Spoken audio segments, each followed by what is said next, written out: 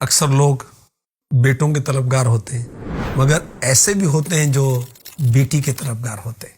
میرے مولا کی شان، جسے چاہے بیٹے عطا فرمائے، جسے چاہے بیٹیاں عطا فرمائے۔ پارہ 25 سورہ شورى آیت نمبر 49 ارشاد ہوتا ہے، للہ ملک السماوات والارض یخلق ما یشاء یہب لمن یشاء اناثا ویہب لمن یشاء الذکور۔ اللہ ہی کے لیے ہے آسمانوں اور زمین کی سلطنت، پیدا کرتا ہے جو چاہے، جسے چاہے بیٹیاں عطا فرمائے اور جسے چاہے بیٹے دے۔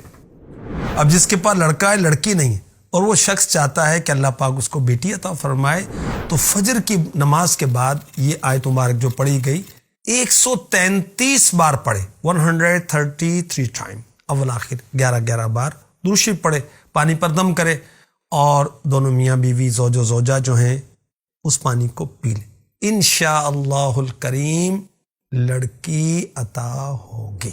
امیر اہل سنت بانی دعوت اسلامی حضرت علامہ مولانا محمد الیاس ستار قادری رضوی ضیائی دامت برکاتہم العالیہ نے شجرہ عالیہ قادریہ رضویہ کے صفحہ نمبر 38 پر لکھا ہے، 450 مرتبہ 450 ٹائم اول آخر 11 مرتبہ درود شریف پڑھنا کیا ہے؟ حسبنا اللہ ونعم الوکیل۔ کب تک پڑھنا ہے؟ تا حصول مراد روزانہ پڑھنا، وقت کی قید نہیں ہے۔ تو مراد پوری ہونے کے لیے یہ بہترین عمل ہے۔ جو بیٹی کا خواہش مند ہے وہ یہ کرے، انشاءاللہ اللہ پاک اس کو بیٹی عطا فرمائے گا۔